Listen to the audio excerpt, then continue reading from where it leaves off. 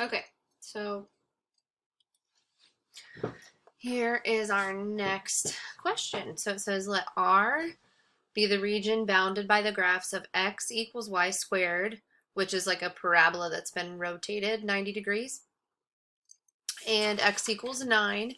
Find the volume of the solid that has R as its base if every cross section by a plane perpendicular to the x-axis is a semicircle. So again, perpendicular, and so it doesn't really matter where I draw this. I'm just kind of drawing it to give myself a visual. Look again at that beautiful straight line. So the perpendicular to the x-axis would be this direction, and it says we want a semicircle. So this is like the base of the object is in this shaded region, and then the top of it is like a dome almost. That's what I'm visualizing there. So I need to figure out what would be the area if I had a semicircle coming up off the page. What would be the area of each semicircle? Okay, so let's start with just general. What is the area of a semicircle? The area of that would be pi over 2, or you could call it 1/2 pi times radius squared. And then we got to figure out, like, obviously we're not going to use r in our equation. We're going to use something a little bit more detailed, considering this is, you know, a turn rotated parabola. So then what is r? Well, r would be this distance right here, right? That would be the distance for r. The radius would be that measurement. And then how could we identify that? Well, in the figure, r would be the distance from the x-axis up to the top of the curve. So that would be equivalent to like the y value of the curve. So we're going to say that we could also call area the radius, pi over 2 times the radius being the y value squared. But since we're working on, well, let me just set up the integral first. And then I'll come back to that. So the integral is from 0 to 9 is the whole area. And I want the area of each semicircle, which would be pi over 2y squared. And then we're going perpendicular to the x-axis, so it'd have to be dx. So we're in that situation again where these two variables don't agree because one is an x and the other is a y. So I need to find a way to do a substitution, and instead of using y squared, use something with x's. And so this is the step where usually you can go back to your problem and it'll give you some kind of equation that you can sub in. And in this equation it says that x is equal to y squared. So I should be able to just take out y squared. And hold on one second. So I should be able to just plug in x in place of y squared, because it says that x is equal to y squared is the function. So I can make that substitution. And so I'm just going to keep the pi over 2 part, and I'm going to plug in x in place of y squared. And now I have variables that agree. Dx and x are the same, so now I can go through my integration process. One thing to remember, a trick, is if you have any constant values, like pi over 2 is all constant value, you can remove it from the integral before you actually do the antiderivative. Sometimes just makes things easier for you. So I'm going to do that. And now I need to integrate x. And so that would be 1/2 x squared. And we are evaluating that from 0 to 9. And that would give me,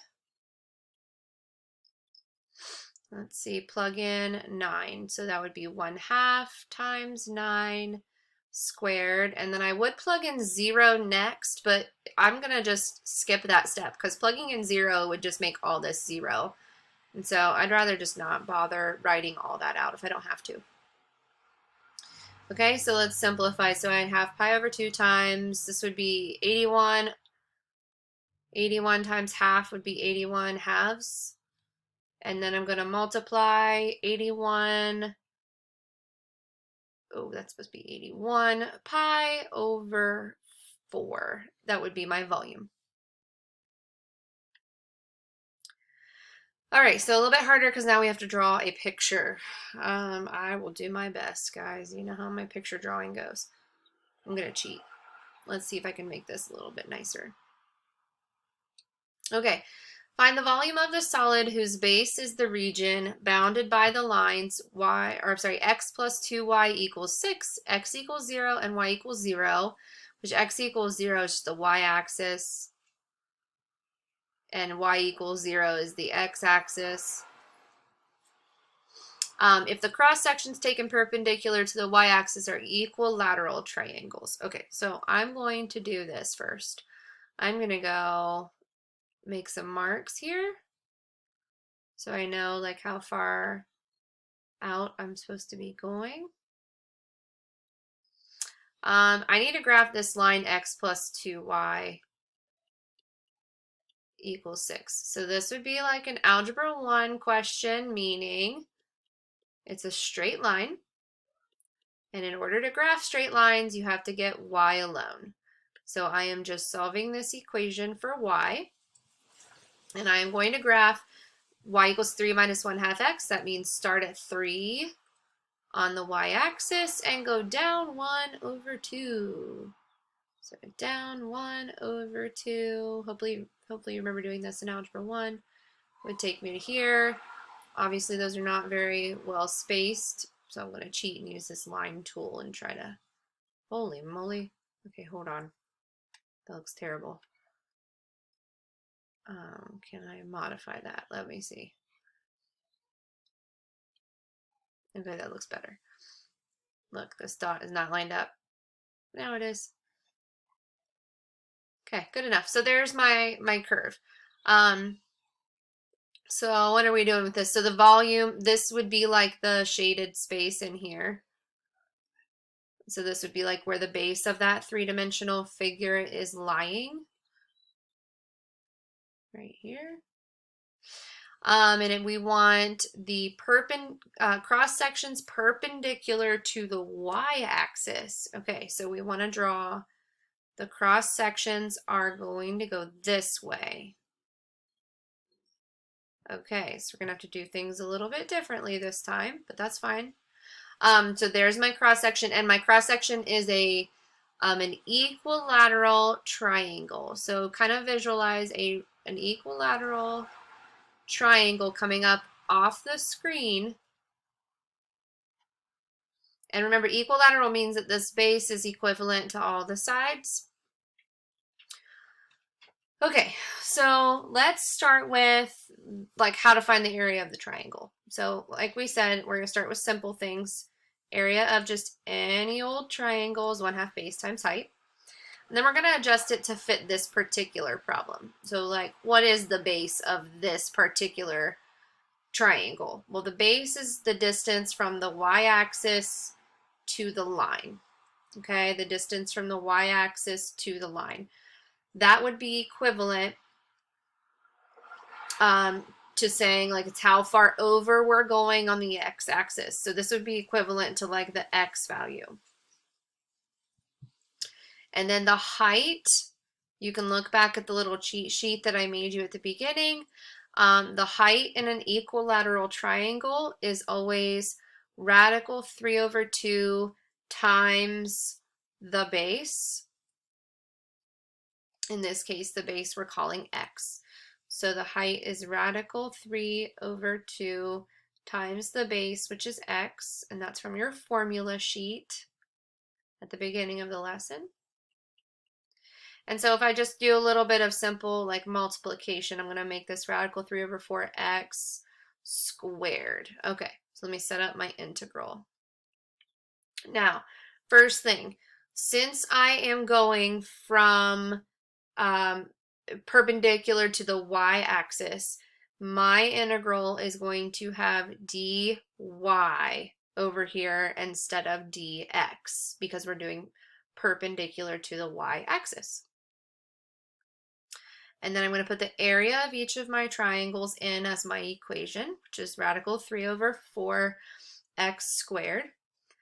And then I'm going to look at how far up we're going, and we're looking at how far we're going on the y-axis. So the way the graph was drawn, we're going from 0 on the y-axis to 3 on the y-axis. So 0 to 3. Notice I'm not doing 0 to 6 because we're not doing anything with respect to the x-axis this time.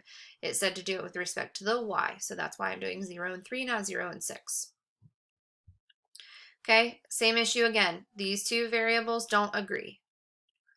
dy is what drives my entire integral, so I need everything to have y's in it, not x's. So then what can I do? Well, I'm going to go back up here to these original equations that were given, and I'm going to say, well, what would x equal? I don't have an x squared, but I do have an x in there, so I can just say that x would be equal to, just move the 2y over. So it looks like x would be equal to 6 minus 2y. So I should be able to plug 6 minus 2y in place of x. Okay, so this is going to be a little bit different because what happens is I end up with 6 minus 2y plugged in for x, but I do still have a squared on the outside. So we'll take care of that here shortly. Is everybody good with this so far, though? Because y is now matching with dy, so we're having an agreeing argument. All right, I'm going to do a couple things. I'm first going to move out my coefficient. The next thing I'm going to do is I'm going to recognize that I really can't integrate this the way that it's given because it is a squared value. So what I'm going to do is I'm going to actually FOIL this out, and so that I have just one term at a time and not something being squared. So foiling it out would mean take the first term and square it, and so that would be 36. Take the two middle terms, multiply them, and double it, so that would give you 24y. And then take the third term and square that, so that would be 4y squared. So this is just what that would equal FOILed out, and that I can integrate. So I'm going to leave this radical 3 over 4 thing just kind of on its own, and then integrate. So this would be 36y minus 24y squared divided by 2 plus 4y to the third divided by 3. And that would be evaluated from 0 to 3. And then we're just going to plug and chug. Obviously, there's just a lot of stuff going on in this problem, so just be careful with your math. Plugging in 3 first. And I'm going to go ahead and simplify and just call this 12 instead of 24 over 2.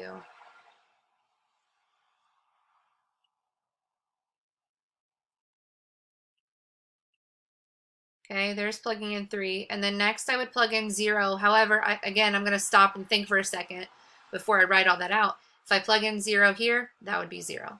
It would be 0 here, it would be 0 there. So there's really no need to write out plugging in 0 since it would all just go away anyway. All right, mental math. 36 times 3 is 108. 3 squared is 9 times 12 is 108. 3 to the third is 27. Divided by 3 would be 9 times 4 would be 36. So I have radical 3 over 4 times 36. And 36 divided by 4 would be 9 times radical 3. So 9 radical 3 would be your volume in this one.